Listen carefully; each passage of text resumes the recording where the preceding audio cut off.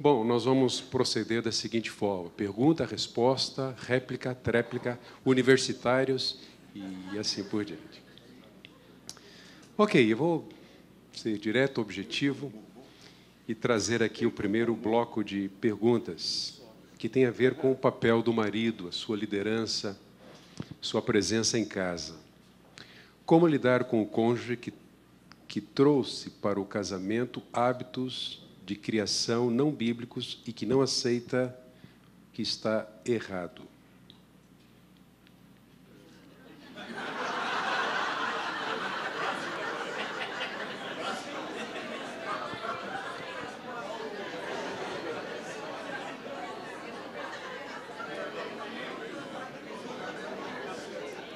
Veja, eu acredito que qualquer pessoa leva para o casamento hábitos não bíblicos.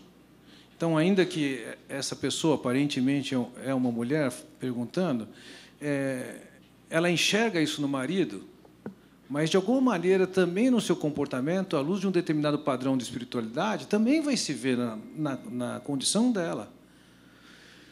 Hábitos não bíblicos. Veja, acho que um dos grandes problemas dentro do casamento é quando um dos cônjuges quer transformar o outro. Entendo que seja fundamental você entender que a transformação e mudança do outro não é gerada por você, marido, nem por você, esposa. Se não é o Espírito de Deus que faz isso, isso não vai acontecer.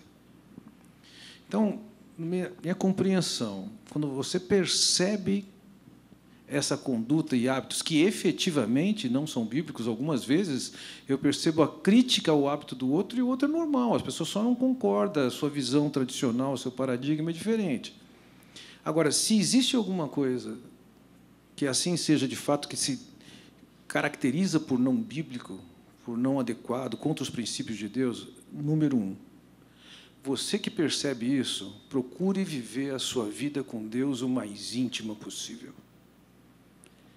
Eu diria para você que, se você ganha autoridade espiritual, vida com Deus e caráter, você já deu um bom passo para constranger o seu marido ou a sua esposa à mudança.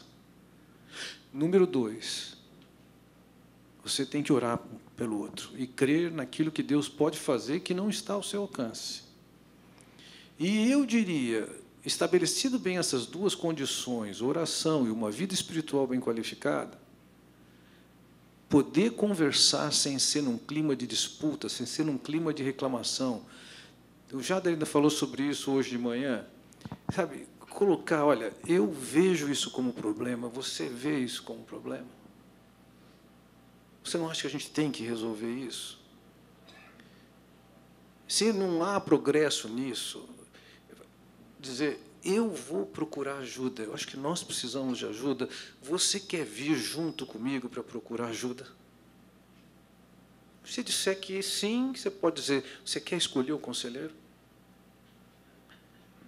Se a pessoa disser que não vem ajuda, assim, tá bom, então eu vou procurar ajuda. Provavelmente o conselheiro vai acabar trazendo ele depois, convidando ele depois, né?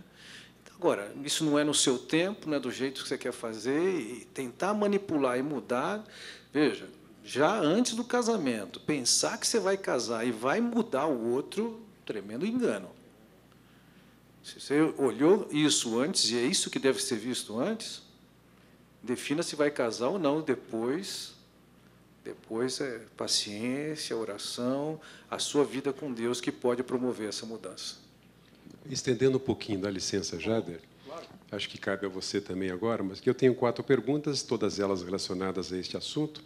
Mas, expandindo um pouco mais, uma pessoa pergunta como ajudar, então, o marido, porque essa ausência dele tem afetado a formação de caráter dos filhos.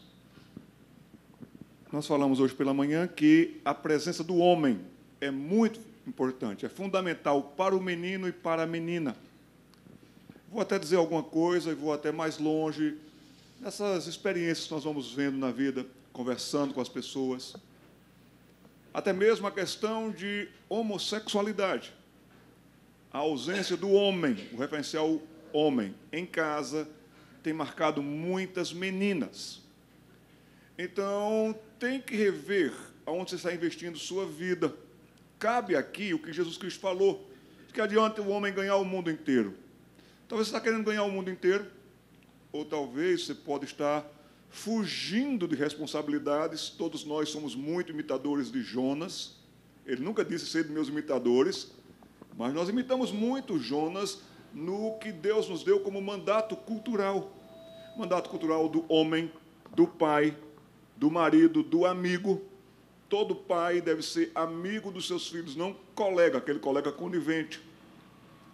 Então, eu recomendaria mesmo que você analisasse o que você está fazendo com a sua vida.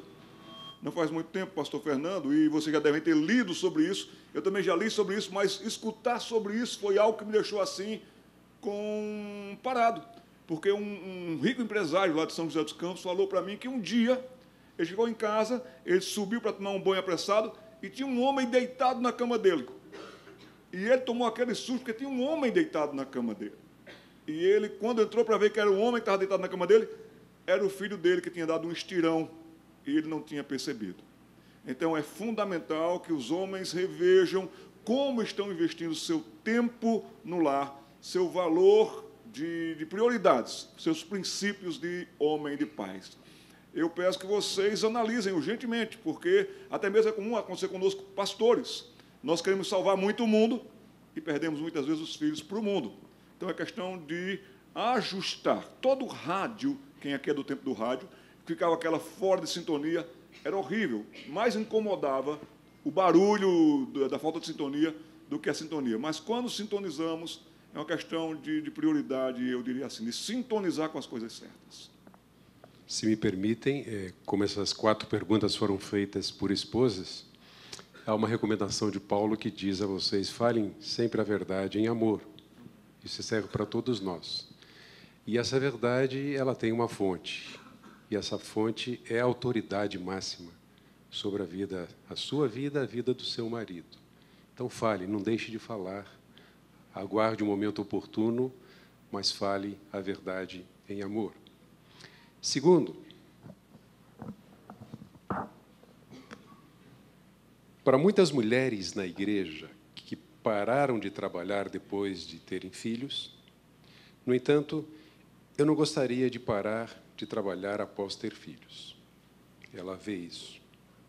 Eu tenho consciência de que vou ter um papel fundamental na vida dos meus filhos e quero cumprir com este papel.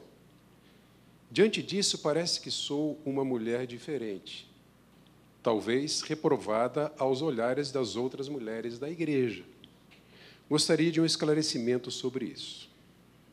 Grato. Em primeiro lugar, eu quero dizer para você, mulher, que você está bem com você. Você tem uma profissão, você tem uma condição, capacidade.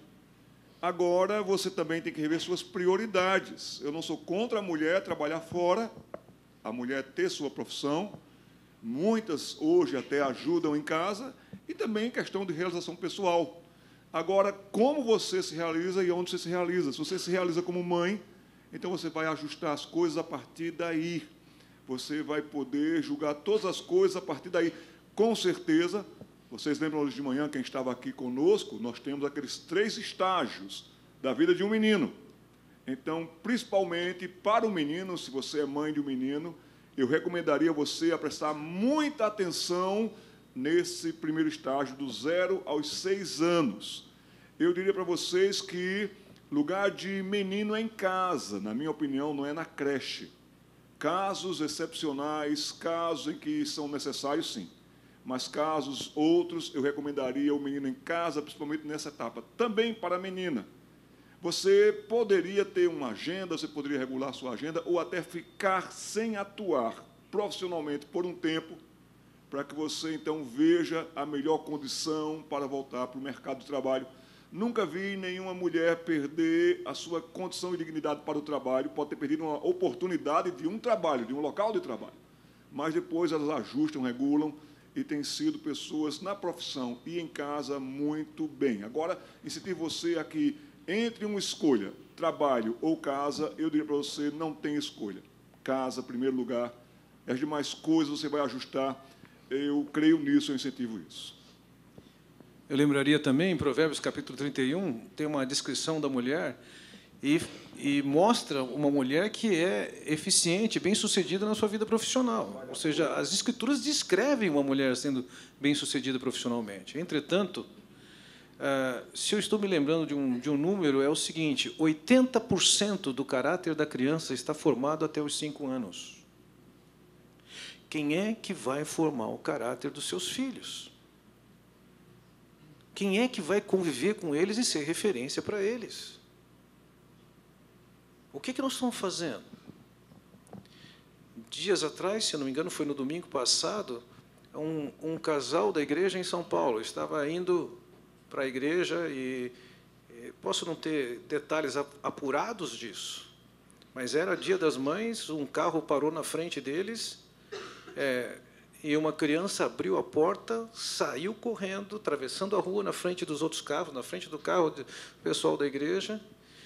Atrás saiu uma outra mulher, o casal deixou de não entendeu exatamente a situação, estava querendo entender a situação, e depois descobriu, ali tinha uma mulher, que, se eu não me engano, sua filha de 18 anos, naquele dia, disse para ela: não quero mais viver com você, vou morar com o papai.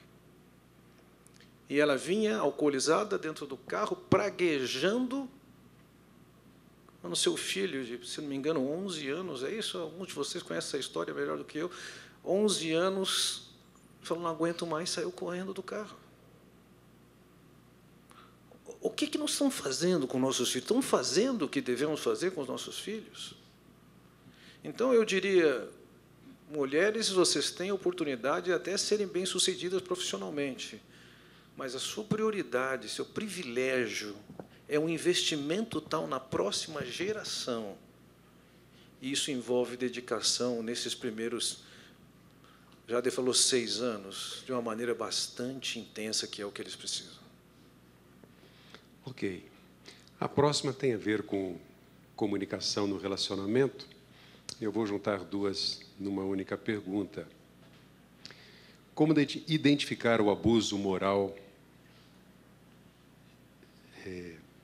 violência psicológica dentro do casamento? Como perder a vergonha de falar com o cônjuge sem sentir medo de ser mal interpretada?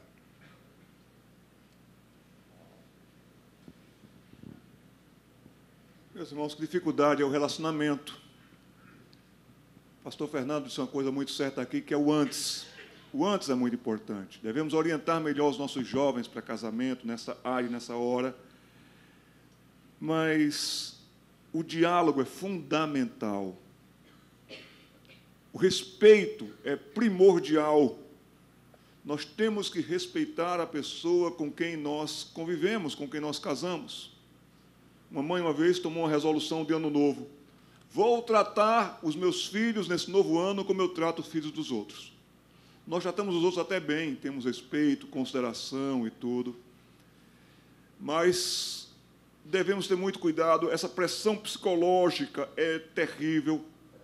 Muitos maridos sabem como machucar, muitas mulheres também sabem como machucar. Um terror terrível dentro de casa. Um dos versículos mais curtos da Bíblia, mas que nós devemos levar muito em consideração, Efésios 4, 27.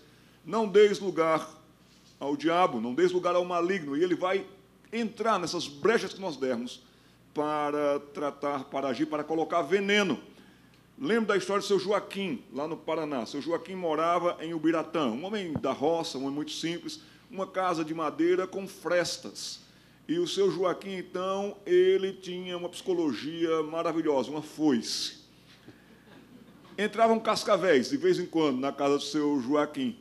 E ele usava da foice para ir contra a cascavel, que era perigosa. Apareceu um gato lá um dia no terreno do seu Joaquim, ele começou a cuidar do gato, deu leite para o gato e tudo mais, e havia uma fresta que o gato entrava. O gato vinha fantástico ali, entrava naquela fresta. E quando foi, o gato entrou, e não deu 10 segundos, o gato saiu arrepiado, gritando. Seu Joaquim, conhecedor das questões do mato, e aí tem coisa. Foi lá, pegou a sua psicologia. E o objeto estava ali debaixo, o objeto da sua ação estava ali debaixo da geladeira. Às vezes está debaixo da cama, às vezes está num gesto. Então, meu querido, por que você está trazendo cascavel para dentro de casa, para dentro do relacionamento? Por que você está sendo perigoso desnecessariamente, machucando as pessoas? O número de casamentos machucados é tão grande, mas tão grande, pessoas machucadas. Por que nós vamos machucar as pessoas? Então, cabe a sinceridade, cabe a honestidade, mas cabe o respeito.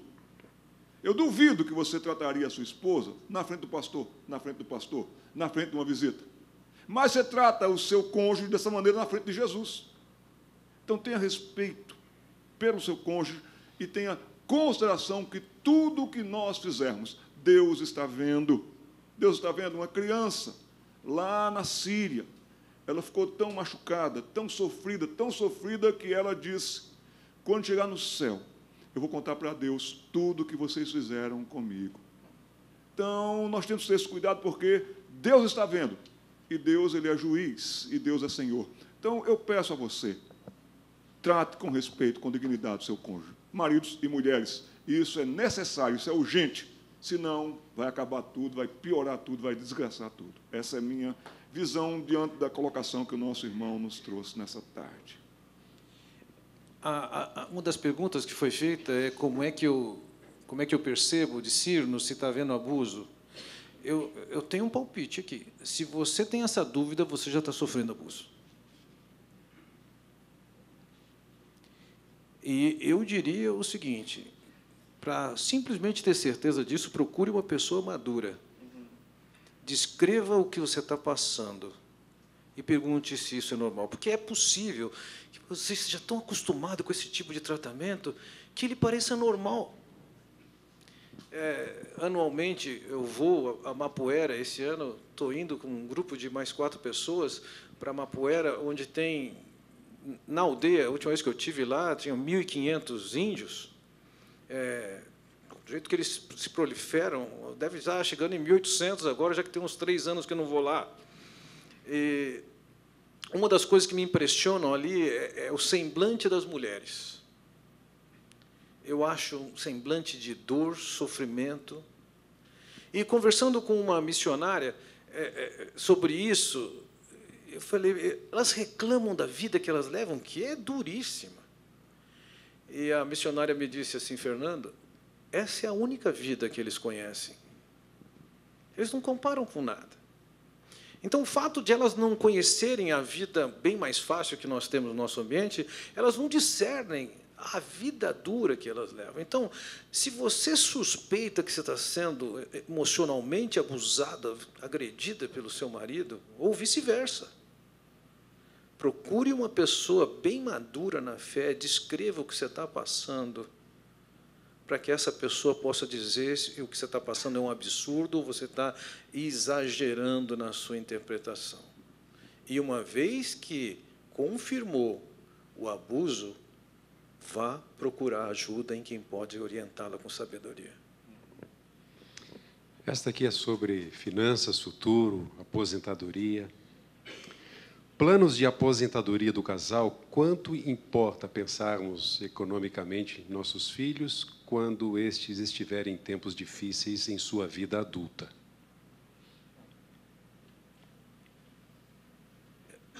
Talvez alguém na área de finanças podia falar sobre isso, ou alguém que já está lá na beira dos 90 anos. Paulo Berti está aí, não? Eu só diria o seguinte, é da índole dos pais deixar para os filhos, as Escrituras descrevem isso, que pais ajuntam para os filhos. Então, que pais ajudem seus filhos é razoável, em primeiro lugar. Em segundo lugar, os filhos, ao se casarem, eles estão declarando uma independência e dependência de Deus, e eles têm que aprender a se virar com Deus. E, em terceiro lugar, se você já passou de uma certa idade, seus filhos estão levando a vida deles, eu diria para vocês, vocês têm que ter cuidado em poupar os recursos que você tem, porque dias mais difíceis virão pela frente, e tomar a Deus que os recursos que você tem sejam suficientes para não pesar para o seu filho no futuro.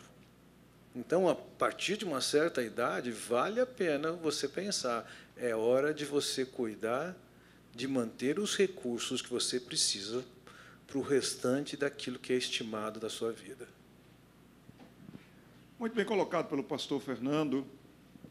Realmente, programar, planejar, socorrer e ajudar filhos, todos nós estamos passíveis disso.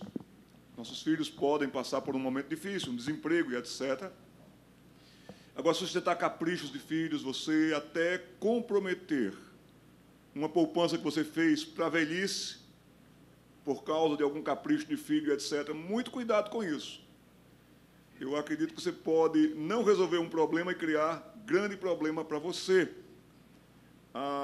Todos nós tememos a velhice, mas a pior velhice é a velhice desamparada, desassistida mesmo. Então, muito cuidado, poupar, economizar.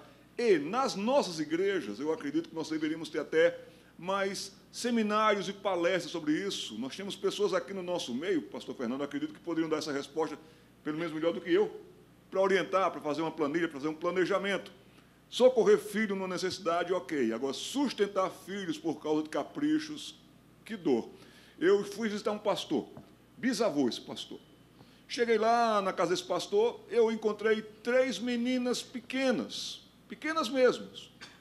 E eu disse, quem são essas meninas?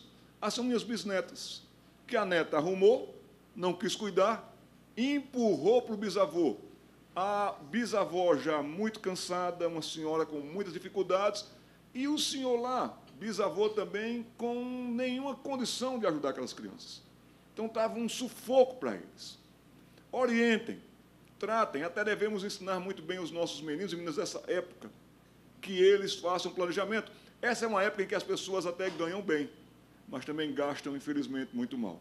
Então, planejamento, eu acredito que temos pessoas aqui capazes que poderiam dar seminários, orientações, e se você, que fez essa pergunta, precisa disso nessa área, quem sabe o pastor, ele pode ajudar você a encontrar alguém aqui para lhe dar algumas dicas práticas nesse aspecto. Eu incentivaria isso até. Ok. A próxima é sobre um assunto extremamente importante, e como nós precisamos crescer e na graça e conhecimento de Jesus para lidarmos com este tema que está bombando na sociedade e talvez é o que mais tem destruído a família, que é sexo, a área sexual. E a pergunta é a seguinte: todas as áreas do nosso casamento estão funcionando, menos a sexual. Ao contrário do que pode-se pensar, sou eu, homem, marido, que não sinto desejo nem necessidade de sexo. A maneira como a pergunta está feita a seguir, pode-se perceber que é uma pessoa jovem. No caso de jovens em que isso se manifesta, veja, eu tenho pego bem poucos casos e eles são suficientes para ser conclusivo, mas eu já tive casos em que eu trabalhei junto com um médico para entendermos a situação.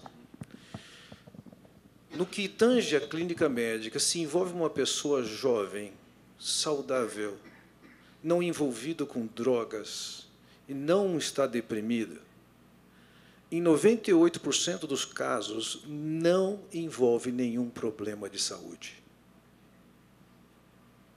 Em 2% pode ter alguma coisa que esteja no âmbito psicológico, no âmbito espiritual ou no âmbito psiquiátrico. No âmbito espiritual, que é a minha área, algumas vezes eu tenho percebido que o que pode levar a isso é um comportamento impróprio de sexualidade do homem, tais como pornografia e masturbação. Isso é bastante comum. No âmbito de psicologia ou de psiquiatria, não é minha área. Acho que alguém aqui, no mínimo, pode ajudar a encaminhá-lo para, se for um caso desse. Então, Fernandinho, levanta a mão, por favor. Fernando é um médico, urologista, e, de repente, você pode trocar ideia com ele do que você deveria ser, qual o próximo passo que você poderia dar. Então, veja, em 98% dos casos, não é clínica médica. Então, precisa de vasculhar o que é, que outra área pode ser. Em alguns casos, eu nunca fiz a conta, mas meu palpite é que, de cada 20 casais, um casal, a libido, o interesse sexual do homem é menor do que o da mulher. 1 em cada 20. Em vários dos casais, a diferença de libido ela acaba achando um ponto de equilíbrio. E o que chega somente são aqueles que não alcançam esse ponto de equilíbrio. Então, eu diria, você deve explorar isso e buscar a solução disso. E nem sempre, eu diria, a gente é absolutamente feliz em alcançar a causa e tratar. Ambos precisam de querer tratar isso e querer abrir o jogo e colocar na mesa o que está acontecendo. Muito bem colocado. Não vou aqui nem complementar, porque eu acredito que todos nós entendemos muito bem. Seu mais importante órgão sexual não é a sua genitália. Seu mais importante órgão sexual é a sua mente, é a sua cabeça. Agora, também, pastor Fernando, eu entendo que, muitas vezes, as mulheres não estão colaborando com esse momento. As mulheres estão dificultando esse momento. Nós, homens, por natureza, nós procuramos as mulheres com mais vontade, com mais intensidade, e muitas vezes não, com suas razões, também tem seus motivos, suas razões. Mas muitas vezes os desmotivos vêm por aí, aos poucos, aos poucos. Depois isso pode levar para o desinteresse da parte do marido. Agora, tudo o que ele falou nessas questões de proporções claras, grande parte, o desinteresse passa porque você está com alguns outros, ou pensamentos, outras ideias, ou se abastecendo de sujeira na sua mente. Uma boa relação sexual, ela começa pela manhã. Comportamento, tratamento, cuidados. Fazer sexo mecanicamente é terrível. Então, preparar o ambiente, as circunstâncias, tudo isso colabora. Mas o que nós ouvimos aqui dessas questões, desses cuidados, cuidado porque os perigos que existem em ambas as partes. Mas para você, homem, que está perdendo o interesse, veja e reveja quais são os motivos que estão lhe levando a isso. Pode ser que o problema e o perigo estão muito mais na sua alma, no seu coração, do que você imagina. Se a sua esposa, ela é uma esposa de fato, como a Bíblia diz, e você não a está procurando, então você está precisando de ajuda. Procure homens que tenham condição de ajudá-lo, em oração, em ação e em incentivo. Mas muito cuidado nessa área. Importante lembrar que todos nós devemos entregar o nosso corpo, que pertence ao cônjuge, e que a mútua gratificação, através de um relacionamento de intimidade sexual, ela deve ser honrada e praticada. Ainda que haja dificuldade ou limitações no seu cônjuge, entregue-se. Seu corpo pertence a ele e vice-versa. Então, se você tem dificuldade nessa área, obedeça a Deus. Siga o conselho bíblico. Experimente aquilo que só Deus pode trazer para esse desfrute prazeroso na sua vida sexual. Eu tenho só mais uma. Então, se alguém, como o nosso tempo está folgado, se alguém tiver mais uma, no máximo 2 perguntas, eu estou aceitando aqui também, tá bom? Mas precisa trazer um papelzinho para a gente considerar. Esta aqui tem a ver com o divórcio. Uma pessoa divorciada perante Deus pode se casar de novo? Se sim, pode ser na igreja?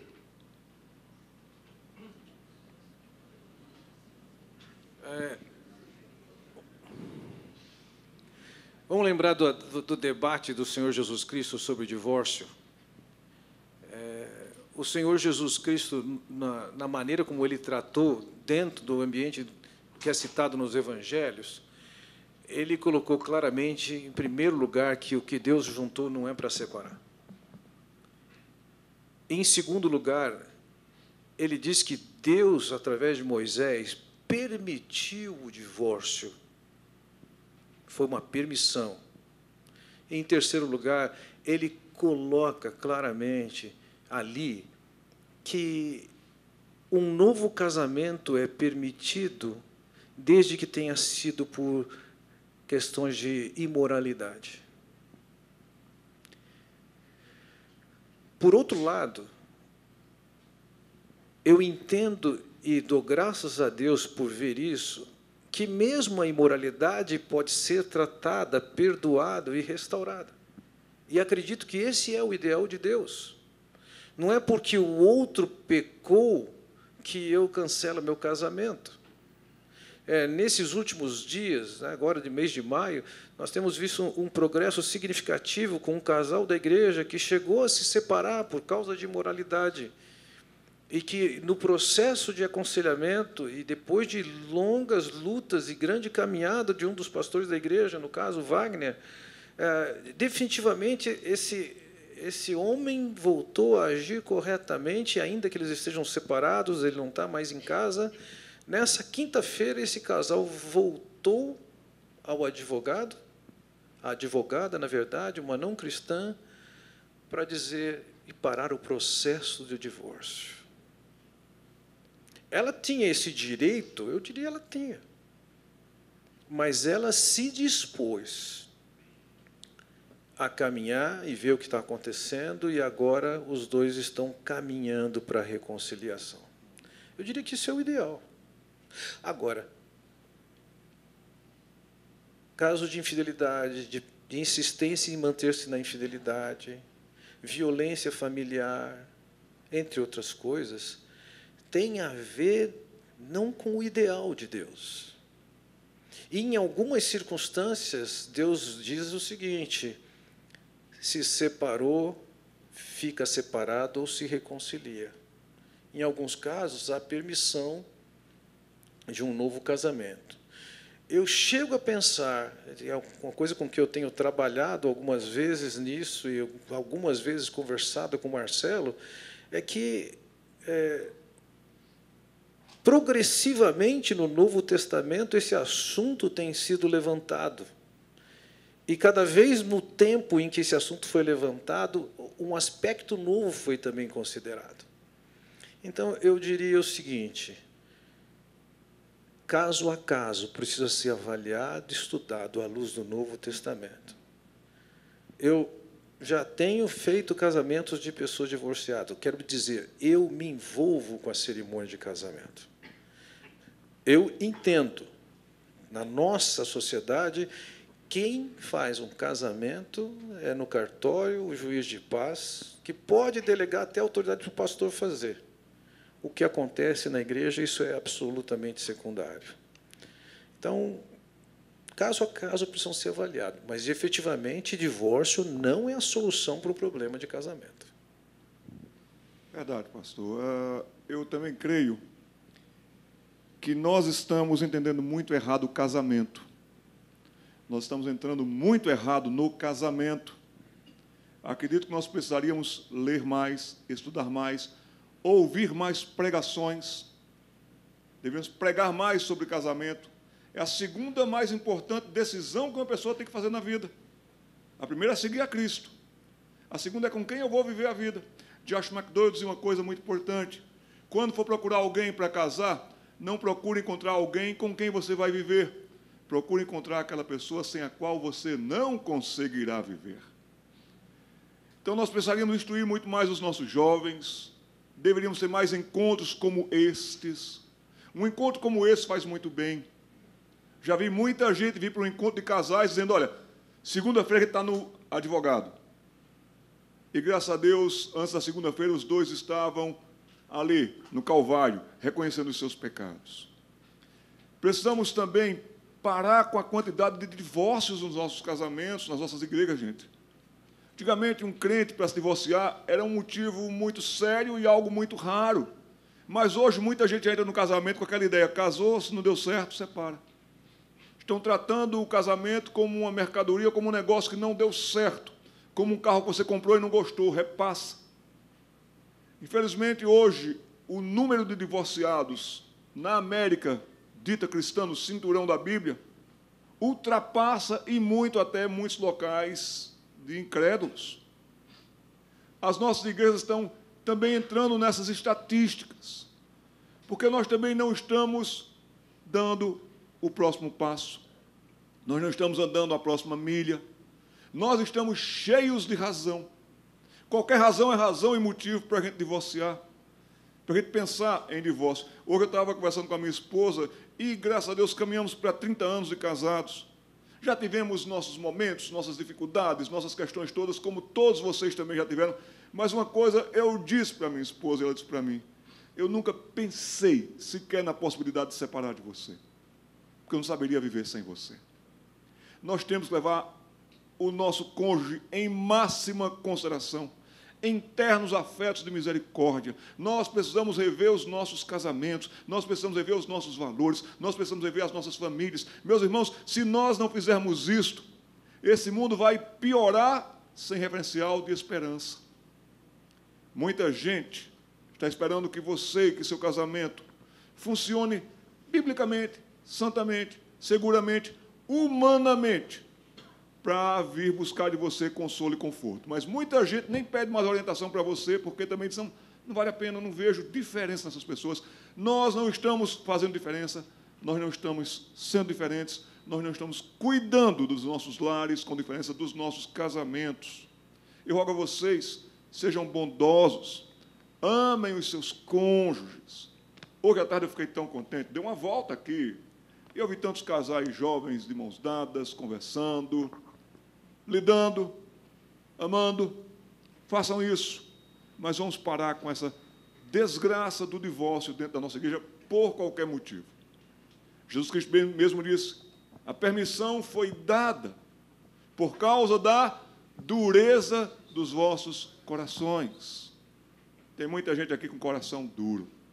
E conviver com alguém com coração duro é terrível.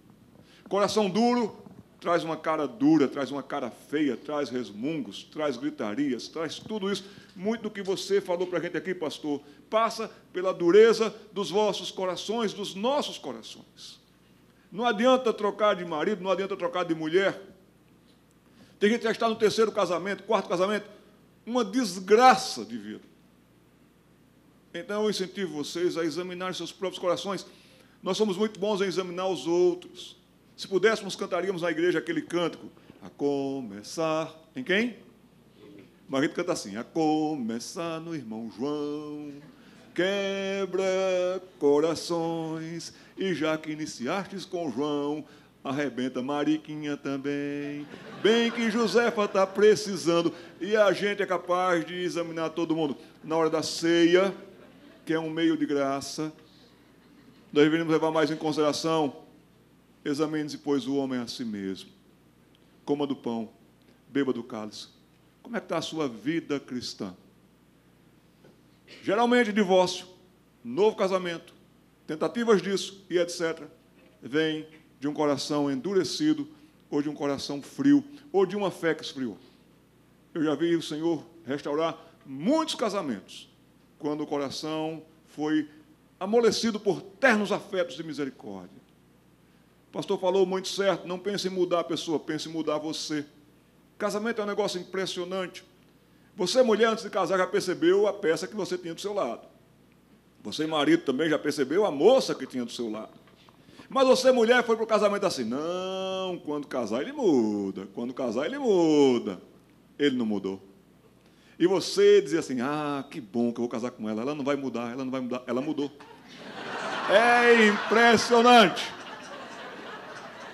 Então, que Deus nos dê sabedoria. Quer melhorar de vida? Quer melhorar de vida? Triplique, quintuplique o seu tempo de oração. Quando eu oro, eu não mudo Deus. Você jamais vai mudar Deus quando você ora. Mas quando você começar a orar, você vai mudar você mesmo. Você vai ver como você vai ter uma vida de oração, de temor do Senhor, de andar com o Senhor. Então, meu incentivo para vocês, homens e mulheres, orem mais, orem em todo o tempo. Orai, não é cessar de orar o versículo, viu, gente? É orar sem cessar. Que Deus nos ajude a sermos homens e mulheres de oração. Pastor, o senhor está espiritualizando demais. Se eu não espiritualizar demais, então isso aqui virou um bate-papo, isso aqui virou qualquer coisa, isso aqui virou programa do Bial. Faz perguntas e respostas. E não resolve nada, e não tem solução nenhuma. A solução nossa está numa vida cristã centrada em Jesus Cristo. Convém que Ele cresça, convém que a gente diminua. E vocês vão ver como os nossos relacionamentos, como o nosso amor vai melhorar mais e mais. E hoje à noite está friozinho. Hoje à noite promete. Deus abençoe a vida de vocês. O pastor Fernando não, mas eu batizo o menino. Pode trazer que eu batizo todo mundo.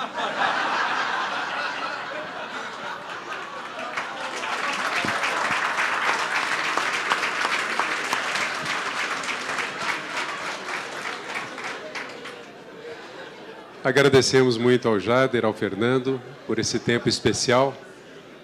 O Fernando citou um caso de uma restauração no processo. Temos alguns casais aqui que experimentaram isso, foram restaurados seus relacionamentos, mesmo após o divórcio. Isso sempre é possível por causa de Jesus. Se você sabe de alguém que está pensando em divorciar-se, encoraje. Tente incutir esperança. Há esperança. Não há determinismo, qualquer que seja a situação. Qualquer homem, qualquer mulher pode ser transformado por causa de Jesus e do seu poder. E como igreja, Deus tem nos dado o privilégio de ajudar mulheres, casais que precisam de sabedoria e, essencialmente, precisam de Jesus. É para isso que o Ministério de Casais existe, Ministério de Aconselhamento, para servir à família, servir aos casais e experimentar o poder de Jesus. Ebenezer, tem uma pergunta? Não, quero uma resposta. Só, antes do pastor Ebenezer, por favor, só me permita uma coisa, dizer algo da minha parte. Eu sei que você fez a pergunta, a sua dor eu respeito, a sua questão eu respeito, o seu questionamento eu respeito, e às vezes a gente não entende o contexto da pergunta, então pode ser que a nossa resposta passou um tanto distante da resposta que você necessitava. Mas temos aqui não só o pastor Fernando, a minha pessoa. Quantos são pastores aqui conosco nessa noite? Levante sua mão para a gente ver aqui, mais alto para a gente ver. Então, esses meus irmãos também, eu acredito que Deus lhes tem dado sabedoria. Estamos à disposição para conversar. Se tem uma coisa que a gente tem que fazer com vocês, é conversar. Poxa, eu fiz uma pergunta querendo aquela resposta, mas tem todo um contexto e a gente não conseguiu entender a sua história e a gente quer respeitar a sua história. Era isso que eu queria deixar claro nos aspectos aqui das minhas respostas. Por favor, obrigado, meu irmão, por sua paciência. Eu queria dar uma coisinha sobre a parte financeira que foi falada antes. Sua pergunta sobre ensinar nossos filhos ou quando a gente envelhece. Cara, eu tenho observado uma coisa que me assusta. A sociedade como um todo está se mobilizando para nos descartar como velhos. Veja bem, os apartamentos são construídos não para nos receber. Eles são construídos cada vez menores, para caber um casalzinho, para caber o casalzinho com um filho, tá certo? São de 2 quartos. Ninguém está pensando em receber mamãe e papai. E aí nós começamos com esse tipo de resposta assim: eu tenho que me virar e cuidar de mim, eu tenho que ser cada vez mais rico, eu tenho que conseguir o dinheiro, porque eu vou me pagar até o dia que eu morrer. Eu vejo também a questão do jeito que nós criamos os filhos. Eles são irresponsáveis. Nós damos para eles as coisas, porque a gente sofreu muito quando era antes, nós não queremos que eles passem por esse sofrimento, então eles falam assim: lógico, meu pai é que tem que me suprir a vida toda. Então, nós não viramos para eles e dizemos assim: que decisão você vai fazer a esse respeito? Você está juntando dinheiro para comprar tal coisa? Não, o pai te dá. Então, como nós estamos dando, estamos criando uma criança irresponsável. Ela não tem que fazer poupança, ela não tem que guardar, ela não tem que sonhar com o futuro. Então, cara, quando você fica velho, ela diz assim: mas o senhor não guardou? O senhor, achei que o senhor ia cuidar do senhor. Aí nós vamos para o mandamento que diz: honra teu pai e tua mãe. Vocês não sabem os horrores. Eu escuto cada história. Eu acabei de voltar de Casa Branca, nasci aqui no interior. Você pensa assim: interior, né? Casa grande, o papai e a mamãe cabem na casa, né? Você acredita? O casal se divorciou, o pai, malandrão, ele que fugiu com outra, vamos dizer assim, tá certo? Sobrou a mãe com os 2 filhos cresceram, 2 filhos saíram de casa, e um dia aparecem os 2 filhos chorando para a mamãe, dizendo que tristeza que o pai está sofrendo tanto, que o segundo casamento dele também não deu certo, se a mãe poderia vender a casa para ajudar o pai no negócio. Você já sabe o que aconteceu. Ela vendeu a casa, porque os filhos começaram a chorar, começaram a dizer, a senhora não nos ama, a senhora não sei o quê, não sei o quê. Bom, vende a casa, ajuda o pai torra o dinheiro. Essa mulher ficou sem ter nada. Essa é uma mulher rica. Ela ficou sem ter nada. Meu irmão, que é pastor, achou um lugar para essa mulher ficar no asilo espírita por R$500 por mês. Ela tem um quartinho, ela tem uns caixotes de maçã com prateleira, que é onde ela fica, ela ganha 1.200 do INSS, sobra R$700 na mão dela para ela viver. Os filhos foram lá pedir para ela dar R$300 para o pai, tá certo? Esses filhos têm que bater nesses caras. Claro, eu digo isso, claro, bater de uma maneira gospel. Não, o que é isso? Não, mas qual é o conceito que esses meninos... Outro caso que aconteceu, o Davi Urbati, homem que trabalha com finanças, contou um caso na igreja dele. O menino, 28 anos de idade, conseguiu um negócio numa prefeitura, não sei aonde, ele tinha que comprar um caminhão e comprar um trator para fazer um serviço para a prefeitura, grandes chances da vida dele, vai falar com a mãe. A mãe, viúva, com 56 anos de idade, tem a aposentadoria do pai, a única coisa que ela tem é a casa. Ele convence a mulher a vender a casa, tá certo? Aí a mulher diz assim, não vou, minha única segurança. O que acontece? A senhora não quer meu bem, eu vou me matar, que não sei o que, faz aquele teatro, tal, não sei o que. A mãe vende a casa. O trator quebra. Ele tinha gasto todo o dinheiro, e o dinheiro que ele tinha ganho na prefeitura, ele tem um estilo de vida agora, porque agora ele é rico. Não tinha como comprar a peça. Situação. Hoje você tem uma mãe morando de aluguel, com muita dificuldade, um menino que está deixando o trator e o caminhão enferrujarem, porque ele não tem dinheiro para cuidar, tá certo? E ele está assim, ó, eu estou super legal. Ele está sentindo culpa? Ele não está sentindo culpa. Não deu. Aí você quer fazer o quê com esse rapaz? Você quer dar um pau nele, entendeu? Não. Mas põe a mão na consciência. Quando você cria o seu filho adolescente, o seu filho de 9 anos, 12 anos, ensina ele a ser responsável, cara. O cara tem que guardar dinheiro, tem que fazer poupança, tem que pensar no futuro, tem que dizer para ele que ele tem responsabilidade lá na frente. Eu achava que meu pai era eterno, até que ele teve câncer e morreu. Mas eu achava assim, não, meu pai. Então, eu posso depender do meu pai. Chega, eu estou pregando muito já. Deus abençoe. Não, eu gostei demais da aula hoje que você falou dos meninos, né? Nós precisamos ajudar nossos meninos a serem jovens homens, né? E assumirem responsabilidade com as suas finanças também. E nós não podemos, cara, sonhar, porque aqui tem gente rica aqui, mas tem gente que não é. Que vai ser muito difícil a sua velhice, cara. Você tem que guardar, tudo bem, fazer poupança, mas ensina teu filho a honrar teu pai e a mãe, porque lá na velhice ele vai ter que cuidar de você. Em nome de Jesus, amém.